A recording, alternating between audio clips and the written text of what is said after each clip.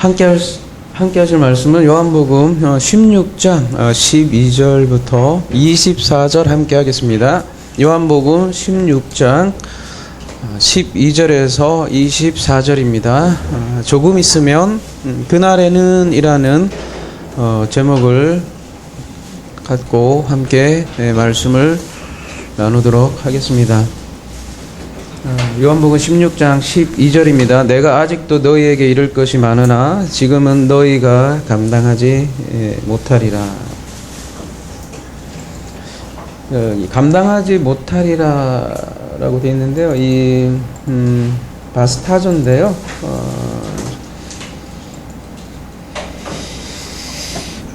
그리고 요한복음 19장 17절에 가보면 저희가 예수를 맡음에 예수께서 자기의 십자가를 지시고 할 때 바스타조라는 말 쓰는데요.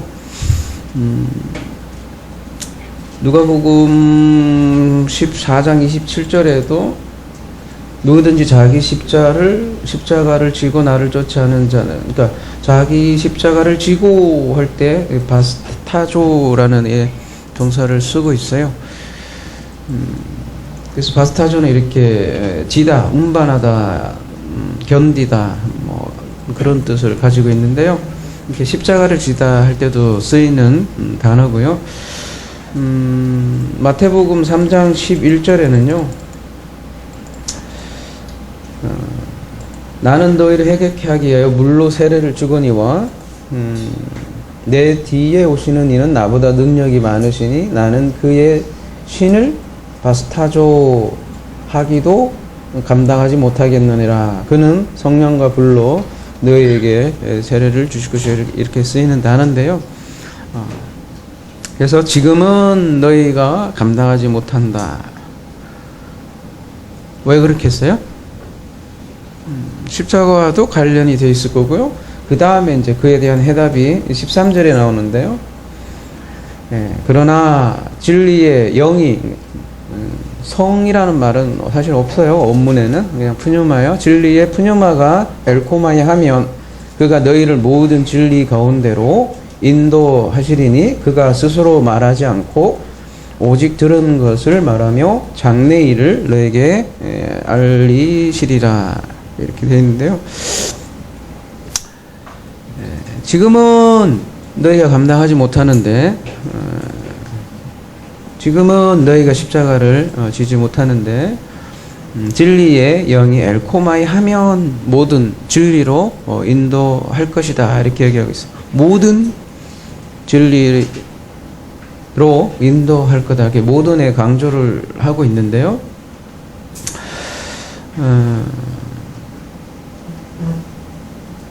지금은 감당하지 못한다. 그러니까 이해가 제한적이겠죠. 그죠? 예수께서 그의 것을 가지고 말씀을 했는데 다 깨달아진 것은 아니죠. 그런데 진리의 영이 엘코마이 하면 모든 진리로 인도한다는 거죠. 그리고 예수가 자신의 것을 말하지 않고 아버지로부터 들은 것을 말했다 이렇게 얘기하는데, 똑같이 진리의 영이 예수가 말한 바로 그 진리를 드러낼 것이다 이렇게 얘기를 하고 있죠.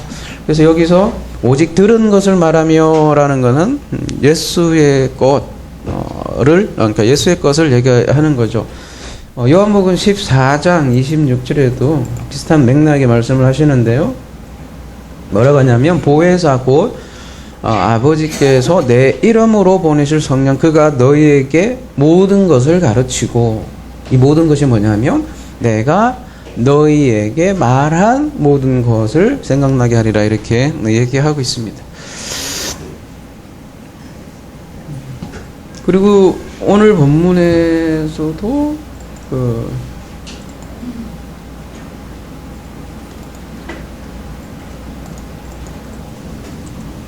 진리는 진리인데 그 앞에 이게 관사가 붙어서 그 진리, 그 영, 정관사가 붙어서 바로 그 진리,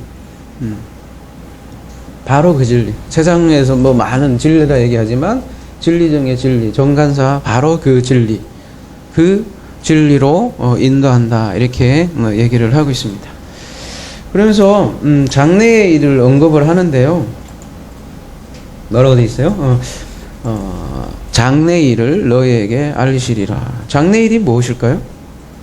장래의 일 하니까 마치 뭐 점쟁이가 미래에 동쪽으로 갈지, 그죠? 서쪽으로 갈지를 알려준다, 이런 개념으로 생각할지 모르겠는데, 또 이런 말씀 보고 또 예언 사역이라는 걸 또 하시는 분도 있고요, 그죠? 근데 이 장래일이라고 번역이 돼 있는데요,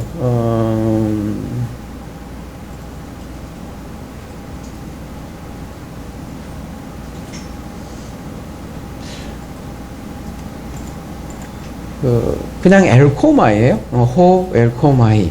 그리고 보면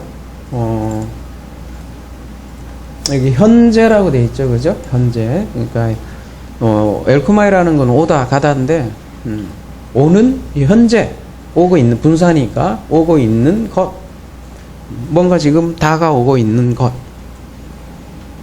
이렇게 뭐라고 해야지? 그러니까 점쟁이들이 옛날 미래에 노스트라다무스처럼 예언하는 그런 게 아니라 지금 다가오고 있는 일을 알려준다는 거죠. 그 일이 뭐예요? 그러면 현재 다가오고 있는 일이 뭐라는 거예요? 그게 이제 14절에 이어서 얘기하잖아요. 그가 내 영광을 나타내리니 내 것을 가지고 너희에게 알리시겠음이라. 우리 영광에 대해서 많이 다뤘지만, 특별히 요한복음에서는 이 영광을 언제 많이 사용하죠? 예수의 죽음과 부활과 관련해서, 목이 이렇게 잠기지? 예수의 죽음과 부활에 관련해서, 그러니까 예수가 죽는 것을 자기가 영광을 나타낸다, 이렇게 얘기를 한다는 거죠.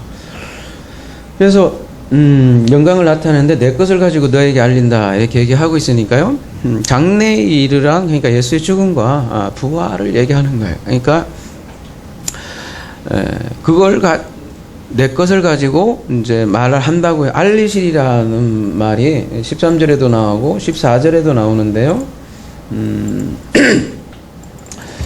아난겔로인데요. 이게 아나는 게 우애를 뜻해. 우애, 아나 플러스 32에서 유래했다니까. 이거는 가볼게요.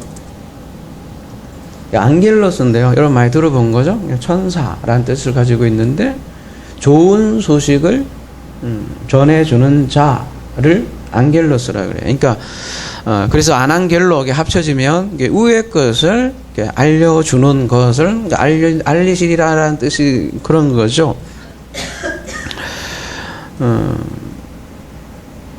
그러니까 내 것을 가지고 우의 것으로 알려준다고요. 그러니까 예수의 죽음을 통해서 넘겨지는 것이 우의 것이라는 거예요. 그러니까 땅의 것을 통해서 하늘의 것을 말해준다, 알려준다. 그게 또 영광이기도 한 거죠. 그래서 15절 무릇 아버지께 있는 것은 다 내 것이라. 그러므로 내가 말하기를 그가 내 것을 가지고 너희에게 알리시리라 하였노라. 아버지 것은 다 내 것이다. 일종의 상속 개념인데요. 그 아버지와 관계를 이렇게 그림 언어로 이렇게 얘기를 하는 거죠. 그 아들에 대한 개념이 바로 상속 개념인데요. 나는 아들이다, 그런 말이죠. 그리고 진리의 영은 아들의 것을 가지고 너희에게 알릴 것이다. 그러니까 여기서 얘기하는 장래의 일 이런 게 뭐라고 하죠? 점쟁이들이 얘기하는 그런 장래의 일이 아니라는 거야. 그러니까 성령이 와서 하는 일이 나의 것을 드러내는 건데,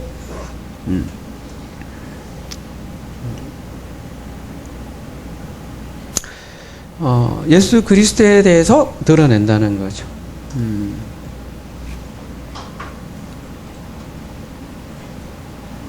육신의 예수는, 우리 육신을 있기 때문에 육신의 언어로 얘기할 수밖에 없겠죠.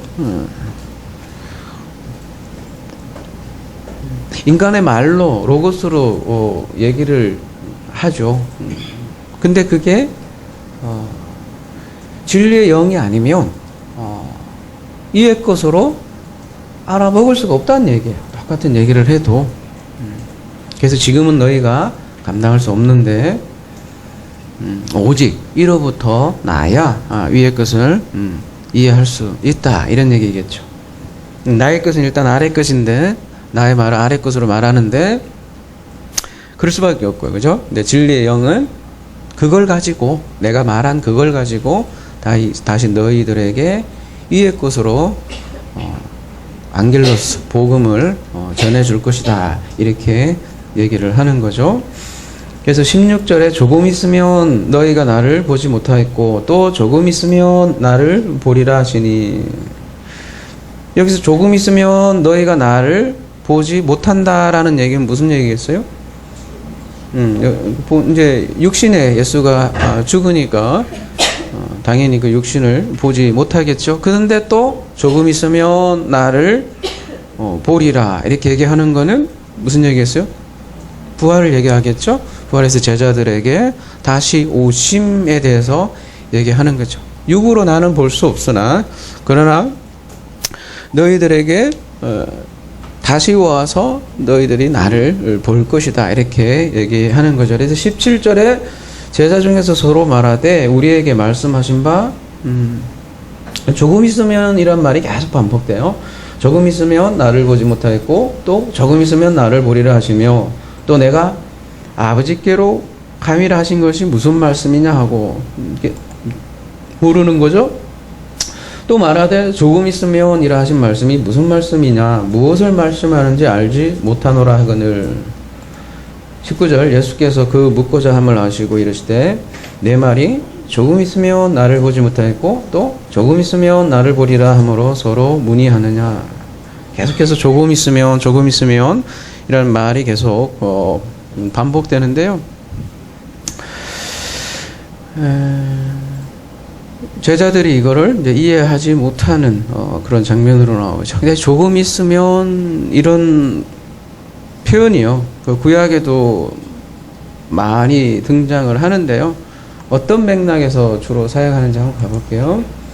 이사야 10장 25절 함께 하겠습니다. 내가 오래지 아니하여, 이게 조금 있으면 이란 뜻이에요. 내가 오래지 아니하여 내게는 분을 그치고 그들은 내 진노로 멸하리라 하시도다. 여러분 공통점을 찾아보세요. 이사야 29장 17절 오래지 아니하여, 이것도 조금 있으면 이란 뜻이에요. 레바논이 기름진 밭으로 변하지 아니하겠으며 기름진 밭이 숲으로 여겨지지 아니하겠느냐.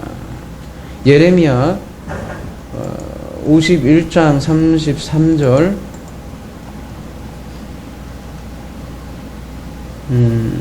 만군의 여호와 이스라엘의 하나님께서 이와 같이 말씀하시되 딸 바벨론은 때가 이른 타작마등과 같은지라. 멀지 않아 조금 있으면 추수 때가 이르리라 하시도다. 하나 더 볼까요? 호세아 1장 4절 여호와께서 호세아에게 이르시되 그의 이름을 이스라엘이라 하라. 조금 있으면 내가 이스라엘의 피를 예후의 집에 갚으며 이스라엘 족속의 나라를 폐할 것입니다. 어때요? 선지서에 주로 등장을 하는 이 조금 있으면 머지않아, 이런 맥락에 종말에 관한 거죠. 그러니까 심판에 관한 맥락에서 등장을 한다는 거죠. 그래서 오늘 본문 요한복음 16절에서 24절에는 오늘 이 조금 있으면 이라는 맥락으로 연결되어 있는 본문은 종말에 관한 이야기의 종말. 요한복음 16장인데 이미 여기에서 종말에 관한 내용이 나오는데 종말이 뭐냐를 우리가 생각해 볼 필요가 있겠죠. 근데 여러분 우리가 지금 뭐 소위 다락방 강화라고 지금 계속 듣고 있는데 다락방에서 계속 강조하는 부분은 진리의 영이 오면 진리의 영에 대해서 계속 얘기를 하고 있죠. 그리고 또 예수께서 아버지께로 가고 또 온다, 가고 온다라는 얘기를 계속 하고 있는데 그게 종말과 밀접한 관련이 있다는 거예요. 그러니까 예수의 엘코마이, 그죠? 그냥 이게 뭐 오다라고 하니까 뭐 어디서 좀 국어적인 느낌은 그냥 엘코마이가 좋은 것 같아요. 요한계시록에도 보면 그가 속히 엘코마이 하리라 이렇게 똑같은 단어를 쓰고 있는데 너무 미래에 있을 재림으로 생각을 자꾸 엘코마이를 하기 때문에 제가 그냥 엘코마이로 얘기를 지금 하는 건데요. 어쨌든 예수의 그 엘코마이에 관한 말씀이 오늘 본문 말씀이라는 거죠. 이제 그걸 이제 우리에게 이해하도록 하나의 비유를 이제 말씀하시는데 뭐라고 얘기를 하냐면 20절에 그러니까 예수의 오심을 어떤 식으로 오냐라는 걸 우리에게 이제 그림으로 지금 비유로 얘기를 합니다. 20절 내가 진실로 진실로 너에게 이르노니 너희는 곡하고 애통하겠으나 세상은 기뻐하리라. 너희는 근심하겠으나 너희 근심이 도리어 기쁨이 되리라. 너희는 슬피 울 건데 세상은 기뻐할 거라는 거예요. 왜 이런 얘기를 할까요? 네, 죽음을 얘기하는 거죠. 그죠? 제자들로서는 당연히 슬프겠죠. 근데 그 근심으로 죽음을 인해서 근심하는데 그 근심이 오히려 기쁨이 될 것이다 이렇게 얘기를 하고 있는데요. 이 근심으로 번역하고 있는 르피어인데요.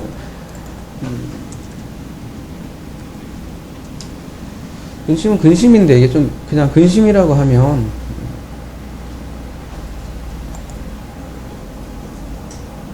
단순히 걱정한다는 그런 좀 뭐라고 해야 되나 뉘앙스로 좀 이해하기 쉽잖아요. 근데 원래 이 리페어는 슬픔하고 더 관련이 있죠. 슬픔, 고통. 그런 슬픔, 고통으로 인한 근심이에요. 그러니까 여러분이 뭘 먹고 이렇게 살까, 이렇게 어떻게 하면 자녀 교육 잘할까, 근심하는 그런 근심이 아니라 근본적인 슬픔, 고통을 얘기하는데요. 성경에서는 이 세상과 다른 슬픔이 있다는 것을 얘기를 해요. 뭐냐면 구원에 이르게 하는 근심, 슬픔을 얘기하는데요. 고린도후서 한번 가볼까요? 이런 근심이요. 그러니까 하나님의 뜻대로 하는 근심은 후회할 것이 없는 구원에 이르게 하는 회개를 이루는 것이요, 세상 근심은 사망을 이루는 것입니다. 히브리서 12장 11절도 여기는 이제 슬픔으로 번역을 했는데요. 똑같은 단어인데요. 무릇 징계가 당시 즐거워 보이지 않고 슬퍼 보이나 할 때 이 르페예요. 슬퍼 보이나 후에 그로 말미암아 연단 받은 자들은 의와 평강의 열매를 맺느니라. 그러니까 구원에 이르게 하는 근심이 있고 슬픔이 있고 고통이 있더라는 거죠. 이러한 근심을 요한은, 그러니까 요한복음에서는 21절에 이제 비유로 이렇게 얘기하죠. 여자가 해산하게 되면 그때가 이르렀으므로 근심하나 아기를 낳으면 세상에 사람 난 기쁨으로 말미암아 그 고통을 다시 기억하지 아니하느니라. 이렇게.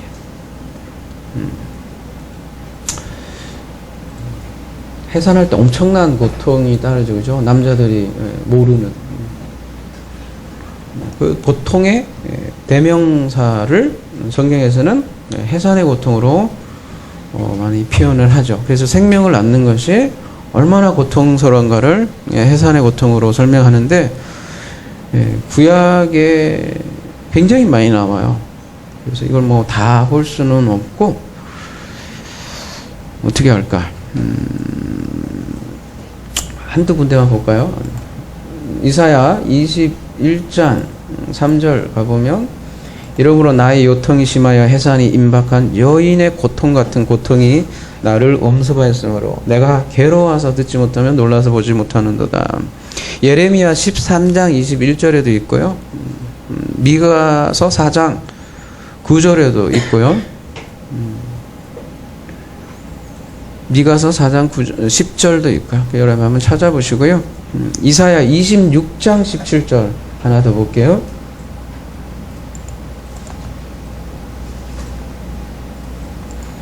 여호와의 잉태한 여인이 산기가 임박하여 산고를 겪으며 부르짖음같이 우리가 주 앞에서 그와 같으니이다. 우리가 잉태하고 산고를 당했을지라도 바람을 낳은 것 같아서 땅에 구원을 베풀지 못하였고 세계 거민을 출산하지 못하였나이다. 19절에요. 주의 죽은 자들은 살아나고 그들의 시체들은 일어나리라. 티끌에 누운 자들아 너희는 깨어 노래하라. 주의 이슬은 빛난 이슬이니 땅이 죽은 자들을 내놓으리라. 이렇게 잉태한 여인과 지금 구원을 연결해서 얘기를 하고 있고요. 그 19절에는 그래서 특별히 죽은 자가 살아난다. 이렇게 잉태하는 것과 죽은 사람들이 살아나는 것과 이렇게 연결해서 이사야 26절에서는 그리고 있는 거죠. 그래서 여러분 오늘은 그 여인, 그러니까 해산을 잘 이해하면 우리 구원의 그림을 하나의 또 그림원으로 잘 설명해 준다는 거죠. 유명한 해산의 고통은 창세기 초반부터 나오죠. 창세기 3장 15절에 보면 내가 너로 여자와 원수가 되게 하고 내 후손도 여자의 후손과 원수가 되게 하리니 여자의 후손은 내 머리를 상하게 할 것이요 너는 그의 발꿈치를 상하게 할 것이니라 하시고 16절 또 여자에게 이르시되 내가 내게 임신하는 고통을 크게 더하리니 내가 수고하고 자식을 낳을 것이며 이게 수고하고 자식을 낳는 여기가 해산의 고통을 얘기하는 거예요. 너는 남편을 원하고 남편은 너를 다스릴 것이라 하시고 이게 여러분의 남편이 여러분을 괴롭게 한다 뭐 다스린다 이렇게 그런 얘기가 아니고 창세기 3장 15절 16절을 굉장히 자세하게 잘 설명해 주는 본문이 계시록이에요. 그래서 예전에 우리가 보았지만 간략하게 한번 다시 보자면 계시록 12장이 창세기 3장 15절 16절을 말하자면 각주 다시 주의 한 거하고도 똑같이 그림으로 잘 설명을 하고 있는데 한번 봅시다. 요한계시록 12장 1절 하늘에 큰 이적이 보이니 해를 옷 입은 한 여자가 있는데 그 발 아래에는 달이 있고 그 머리에는 12별의 관을 썼더라. 하늘에 큰 이적이 보이니 큰 세메이온이 보이는데 큰 아주 중요한 세메인을 내가 보여줄게 그런 얘기죠. 뭐 세메이온은 우리가 요한계시록 할 때 많이 다뤘죠. 그죠? 표적이란 뜻인데 표적 세메이온은 실체를 보여주는 일종의 손가락 같은 거. 그래서 상징이죠. 실체를 가리키는 일종의 상징인데 그 상징인 것이 이 여자가 보세요. 해를 옷 입어요. 어떻게 해를 옷 입어요, 여러분? 그냥 그림 좀 그려보세요. 그 발 아래 달이 있어. 엄청 큰 여잔가? 그리고 그 머리에는 12별의 관을 썼더라. 그림이 잘 안 그려지죠? 근데 성화나 이런 거 보면 뭐 요한계시록 이렇게 막 갖고 사람 겁주는 그런 사이트 보면 막 그림 같은 거 잘 그리는데 하여튼 상상을 동원해서 사실 잘 안 그려져 있죠. 근데 여기서 얘기하는 이런 상징을 통해서 얘기하려고 하는 게 뭐예요? 해, 달, 별을 가지고 그 이미지를 우리에게 얘기하는데 뭘 얘기하는 걸까요? 우리 이미 살펴봤죠? 창세기 37장에 요셉이 꿈을 꾸죠, 그죠? 그때 꿈을 꾸고 요셉이 그 형들에게 뭐라고 그래요? 내가 꾼 꿈은 해와 달과 11별이 내게 절하더이다. 이렇게. 근데 그 야곱은 그 꿈을 어떻게 해석을 했어요? 뭐라고 그래요? 네가 꾼 꿈이 뭐냐? 10절에 보면 나와 내 어머니와 내 형들이 정말로 땅에 엎드려 절하느냐 이렇게 묻잖아요. 그렇게 나와 해, 달, 엄마와 별, 형제들이 다 절하느냐 이 얘기잖아요. 그러니까 나와 엄마와 형제들이라고 다 한꺼번에 얘기하자면 다 이스라엘을 얘기한단 말이죠. 그죠? 그러니까 여기서 해, 달, 별을 입고 있는 여자는 말하자면 교회예요. 교회. 교회를 이렇게 표현하고 이제 여인으로 표현하는데 성경에서 이렇게 교회를 여자로 이렇게 많이 묘사를 해요. 그리고 여자가 아들 낳는 과정을 통해서 우리의 구원을 설명하는 거죠. 여자는 아들을 낳아야죠, 그죠? 2절에 그래서 이 여자가 아이를 베어 해산하게 되어 매 아파서 애를 쓰며 부르짖더라. 이게 해산의 이제 고통을 얘기를 하는데, 여러분 사도 바울도 해산의 수고를 얘기하죠. 갈라디아서 4장 19절에 보면 뭐라 그래요? 이게 왔다 갔다 해서 여러분 이게 심란할 것 같아서 그냥 제가 읽어드릴게요. 나의 자녀들아, 너희 속에 그리스도의 형상을 이룰까지 다시 너희를 위하여 해산하는 수고를 하노니. 이렇게 일종의 해산의 수고로 이렇게 얘기를 하는 거죠.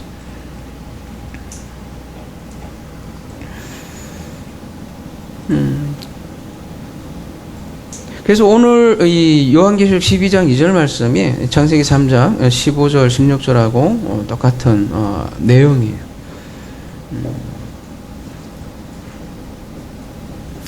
아이를 낳는 게 굉장히 힘들다고 그러네요. 그죠? 그러니까 사도 바울도 해산의 수고를 낳는다고 하는데 왜 그렇게 어려울까요? 아기 낳는 게. 그러니까 생명 낳는 게 왜 이렇게 어려울까요? 그리고 왜 이렇게 우리 여인들에게 이렇게 하나님 이렇게 아프게 했을까? 네. 모든 것에는 그 아버지의 마음과 뜻이 담겨 있을 텐데, 그죠?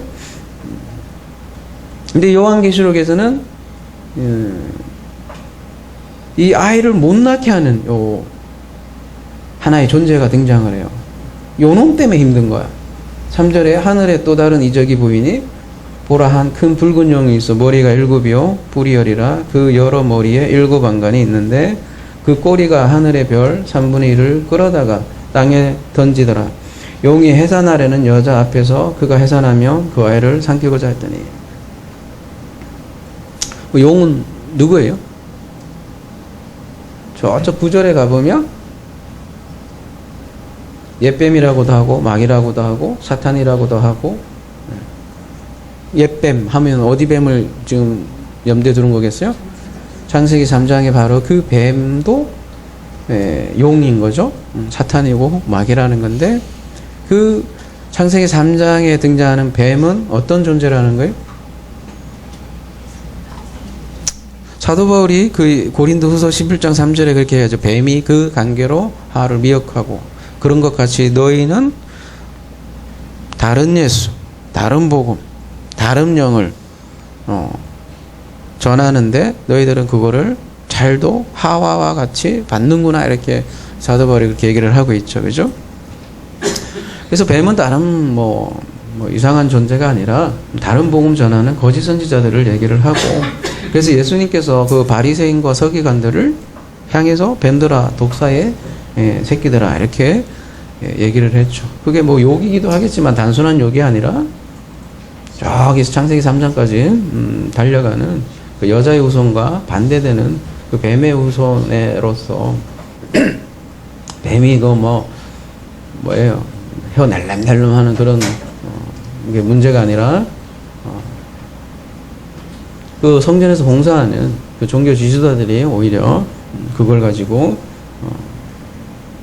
거짓의 아비 역할을 하니까, 요한복음 8장에서는 심지어 그 고귀한 분들을 뭐라 그래요? 너희 아비는 마귀다 이렇게까지 얘기를 하잖아요. 그죠? 8장 요한복음 8장 40절에는요.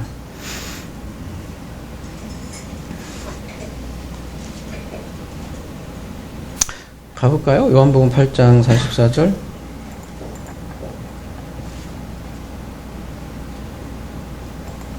너희는 너희 아비 마귀에게 났으니 너희 아비 욕심대로 너희도 행하고자 하노라.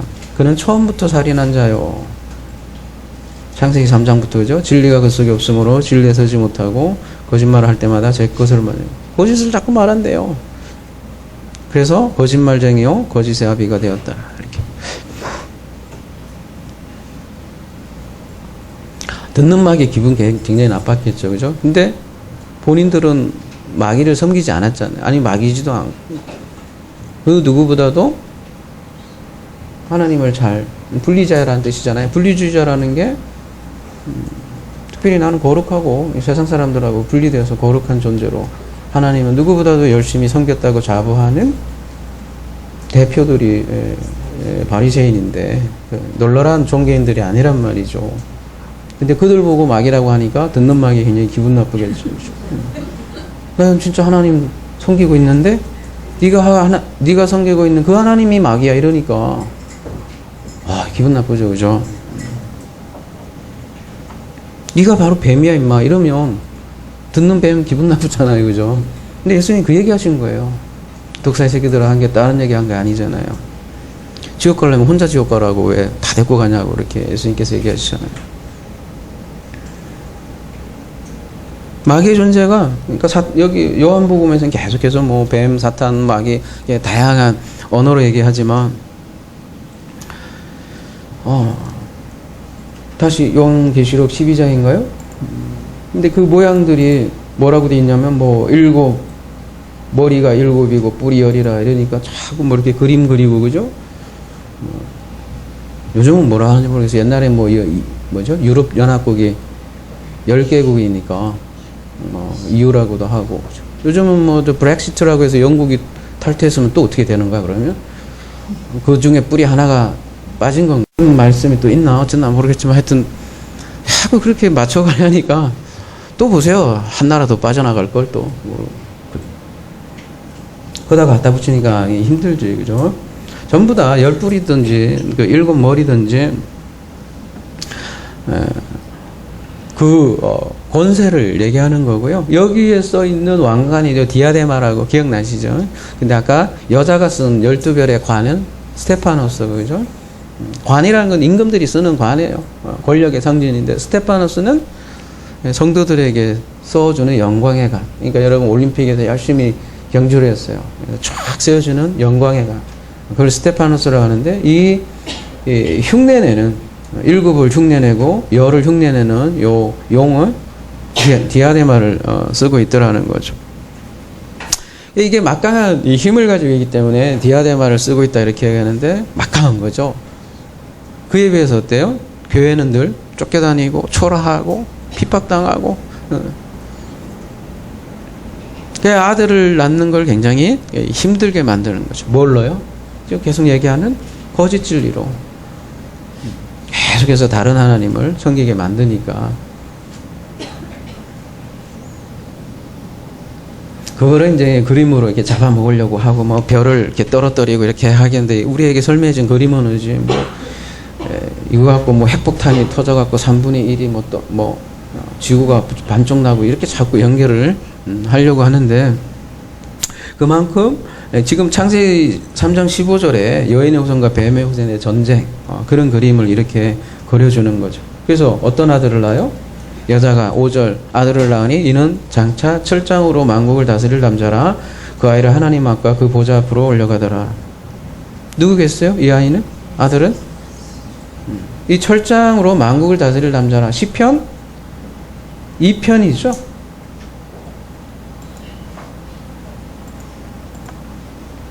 여러분 시편 2편 아주 유명한 시편이잖아요. 사실 시편 1편과 2편은 둘이 함께 봐야 돼요.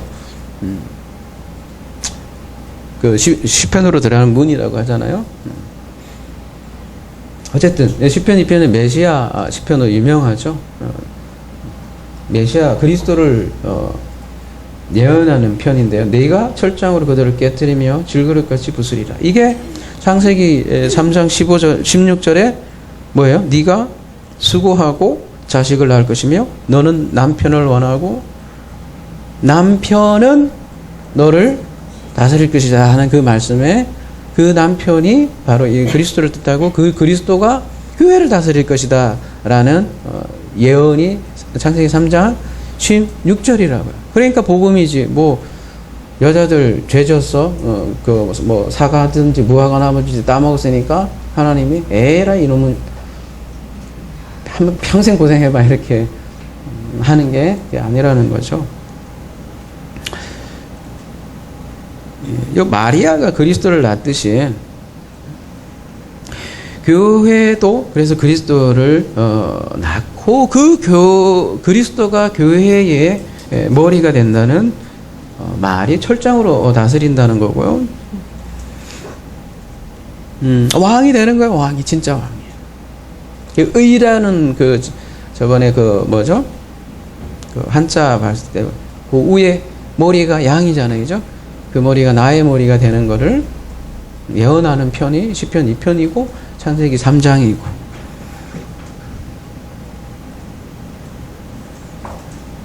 저는 남자라 임신을 안 해봐서 잘 모르겠지만 남자들도 같이 고생하는 거는 그 임신하면 여자들이 이상하게 평소에 먹지 않은 거를 그렇게 막 사달라고 하잖아요, 그죠? 전혀 예전에는 안 먹던 음식도 막 사달라고 하는 이 황당한 시츄에이션을 많이 겪잖아요, 그죠? 그 누가 먹고 싶은 거겠어요? 누가 먹고 싶은 거예요, 그거? 애기겠죠. 애기가 자기 영양을 위해서 말하자면 그 엄마를 괴롭히는 거잖아요. 그리고 사실 엄마의 영양분을 다 애기가 빼앗아 가잖아요. 그래서 구원은 아기를 낳는 가정과도 같은 거죠. 그 씨가 임하며 그 씨가 나를 컨트롤하고 그 씨가 점점 자라가고 나서는 그 씨가 그 그리스도가 나를 완전히 다스리는 그것을 구원이라고 얘기를 하는 거죠. 다시 오늘 요한복음 16장으로 다시 와서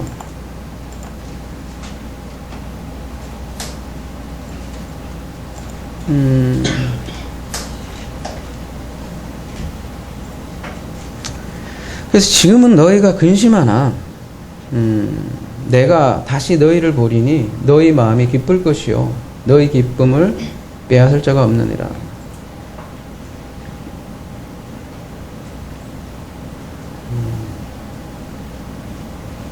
내가 다시 너희를 본다는 얘기는 다시 온다는 얘기잖아요, 그죠? 근데 어떻게 온다는 거겠어요?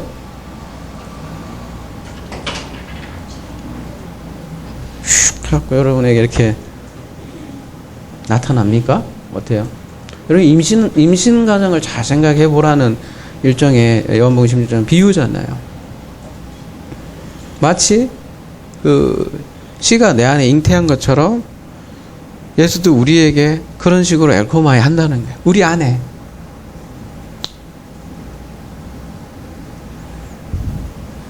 근데 그 해산의 수고가 따르는데 그래서 지금은 근심하고 슬퍼하나 그게 구원에 이르게 하는 근심이라는 거죠.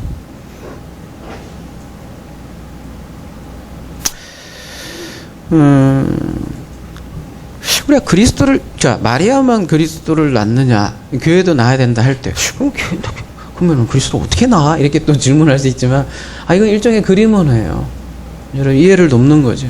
반드시 그리스도를 낳아야 돼요. 그래서 그 그리스도가 우리를 다스려야 되는데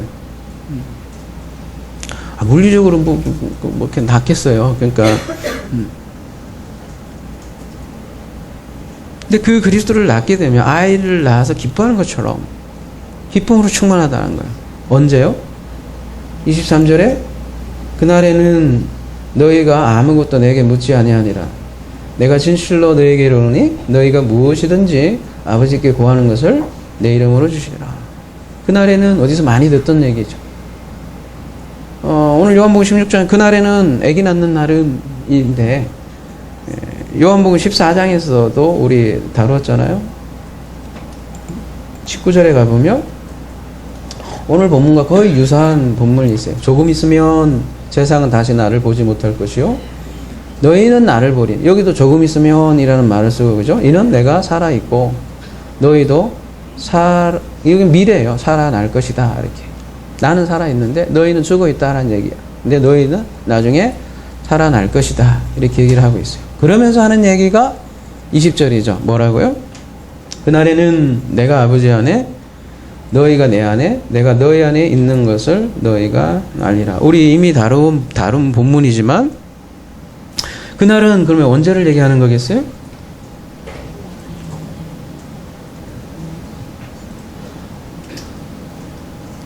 그날 언제 그날이 언제 날이에요?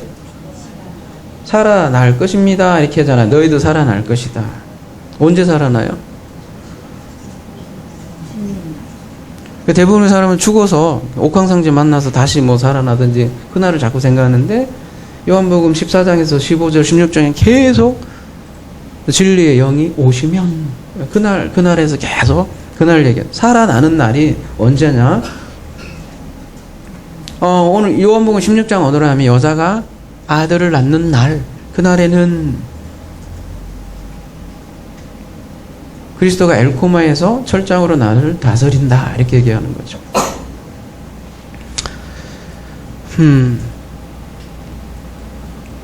그래서 우리가 그리스도를 지금 살아 있어서 본다는 거예요. 보니까 뭐 귀신을 보는 것처럼 보는 게 아니라 볼 수 없지만 보는 거예요.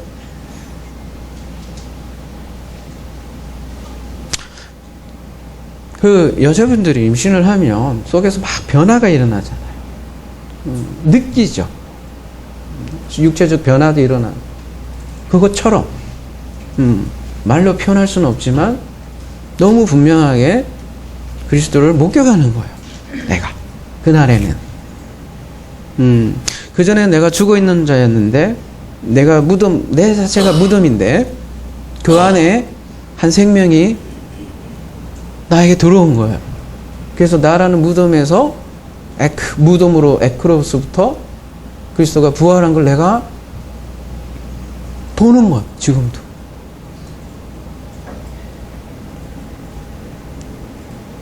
그날에는 그래서 내 아버지 안에 나, 내 안에 너희, 너희들 안에 나. 여기 뭐 너희 안에 있는 것을 이렇게 했지만 없어요. 그런 단어조차도. 내 안에 아버지, 아버지 안에 그리스도, 그리스도 안에 나를 알 것이다. 그런 존재됨을 알 것이다. 이렇게 얘기를 하고 있죠. 그날에는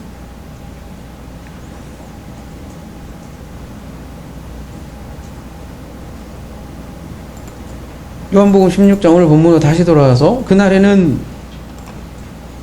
같은 날이에요. 그죠? 조금 있으면 하는 조금 있으면은 지금 얘기하는 건데 조금 있으면 되는 날 그날에는 너희가 아무것도 내게 묻지 아니하리라. 내가 진실로 진실로 너희에게 이르노니 너희가 무엇이든지 아버지께 구하는 것을 내 이름으로, 여기도 아버지께 구하는 것을 이렇게 번역을 하고 있지만 아버지를 무슨 차이예요? 문법적으로는 목적격하고 역격 차이겠죠? 이 목적격으로 하는데 아버지 자체를 구한단 말이에요. 아이테오. 근데 아버지께 구한다는 거는 뭔가 내가 원하는 건 따로 있고 나의 소원은 따로 있는데 그거를 어떤 제3자에게 구하는 거예요. 뭘요? 자기의 소원을, 내 소원 좀 성취해 달라고 좀 날 승진시켜 주든지, 그죠? 혹은 뭐 로또를 맞아서 대박을 내게 하든지. 아버지께요. 근데 아버지를 구한다는 건 뭘 구한다는 거겠어요? 그 자체, 아버지 자체가 모든 보물의 최고의 가치인 그 아버지 자체를 구한다는 거죠. 그래서 아버지를 내 이름으로 구하는 자에게 넘겨줄 거다. 디도미 할 거다. 아버지 자체를 넘겨줄 거다. 이런 내용이에요. 요한복음 16장. 이 얘기는 그전에서도 계속 다뤘죠. 그죠? 한결같이 요한복음에서는 목적격으로 생각하고 있다. 아버지가 목적이에요. 우리 인생의 목적은 아버지예요. 아버지. 그러면 그 아버지 자체를 넘겨받으면 무슨 일이 일어나느냐? 그날에는 너희가 아무것도 내게 묻지 않을 거래요. 여기서 묻다라는 게 뭐겠어요? 너희가 그날에는 아무것도 안 묻는데. 묻는다는 게 뭐예요? 에로타우잖아요? 무슨 뜻이겠어요? 에로타우가? 질문하다, 간청하다, 원하다, 탄원하다, 뭐 기도하다 이렇게 떼어 있는데 기도 개념이에요. ask하고 기도하고. 그러면 그날에는 너희가 내게 아무것도 기도하지 않을 거다 이렇게 내버린다고. 무슨 말이에요 그러면? 어이구 신앙인의 기본이 기도인데 큰일 났네요. 구하고 요청하고 기도할 것이 없어진대요 그날에는. 왜요? 왜? 아버지 자체를 넘겨받았으니까 그거만큼 큰 게 더 이상 어디 있냐고요.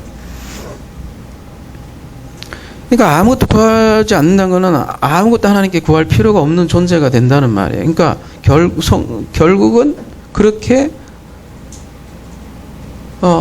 아무것도 구하지 않은 그 완성의 존재로 완성하는 거죠. 이렇게 이해하면 좀 쉬울까요? 무엇을 입을까, 마실까, 먹을까, 마실까, 입을까, 염려하지 말라. 마태복음 6장 32절에 이렇게 나오죠. 왜요? 그러면서 한 그 말씀이 뭐예요? 마태복음 6장 마지막에 뭐라 그래요? 그런즉 너희는 먼저 그의 나라와 그의 일을 구하라. 그리하면 이 모든 것을 너에게 더하시리라. 그의 나라와 그 의가 뭐예요, 여러분? 나라와 의가 뭐예요? 네? 나라와 의가 뭐예요? 로마서 14장 17절로 가볼게요. 요 말씀을 보면 마태복음 6장하고 똑같은 구조의 말씀이 보여주고 있는데 한번 볼까요? 하나님 나라는 무엇을 먹을까, 무엇을 마실까가 아니요.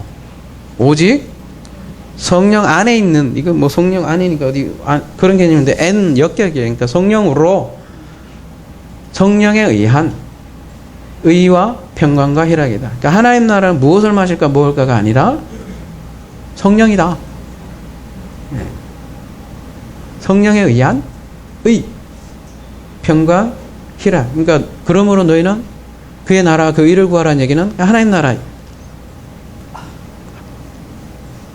그걸 구하라는 얘기예요. 그게 주기도문에서 그 아우토스.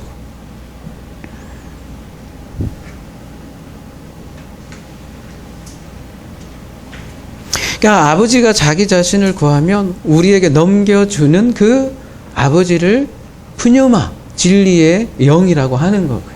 나와 함께 계시는 아버지가 푸뉴마예요. 그 푸뉴마가 우리를 진리로 인도한다는 거죠. 그래서 내 이름으로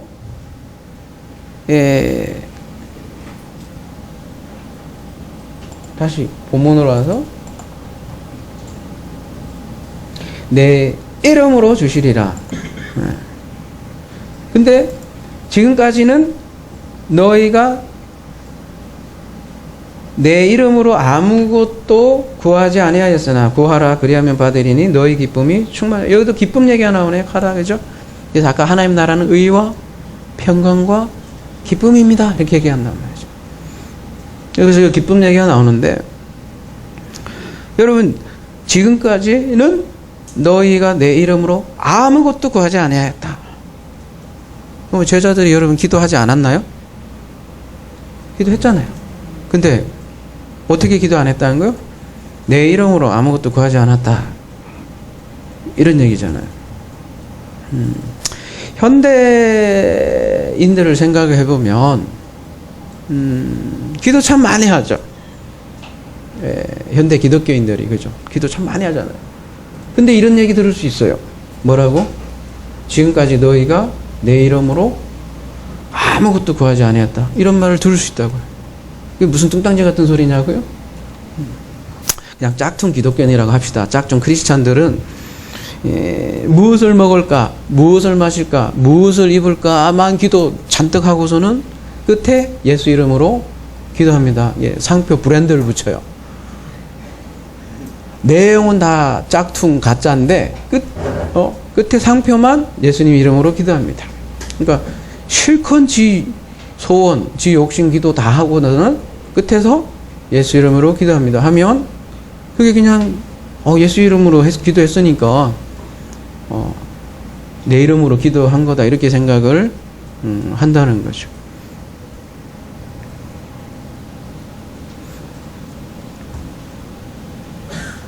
여러분 그 기도가요, 아까 요한계시록 12장에 그 뱀이 가르쳐준 기도예요. 여러분 뱀, 사탄, 마귀, 바리새인들, 거짓 선지자들이 가르쳐주는 기도가 바로 그거라고.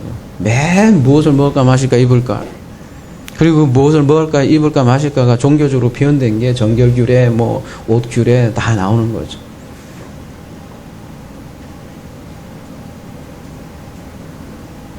겁나게 기도 많이 해요. 오래 하고. 근데 맨 이런 말 들으면 어떻게 할 거야? 내 이름으로?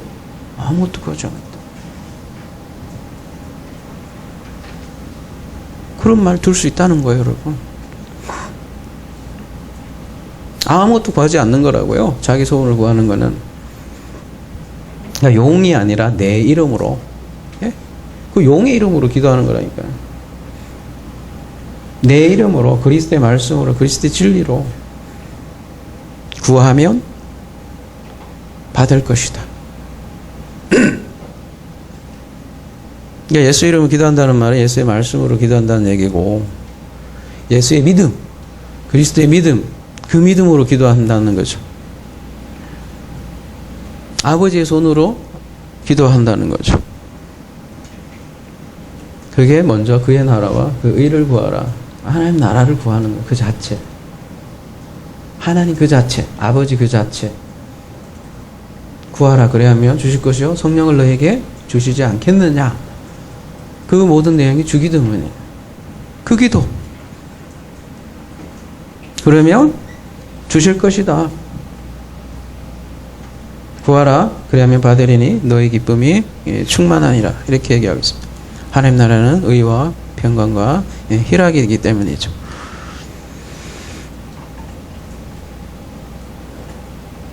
그러니까 예수의 이름을 기도하는 자는 아버지 자체를 구하고 하나님 나라를 자체를 구하기 때문에 그 선물로 하나님께서 이런 기쁨을 디도미 해주고, 그 기쁨은 우리가 아기를 낳는 기쁨으로 비유해서 우리에게 지금 말씀을 알려주는 것이죠.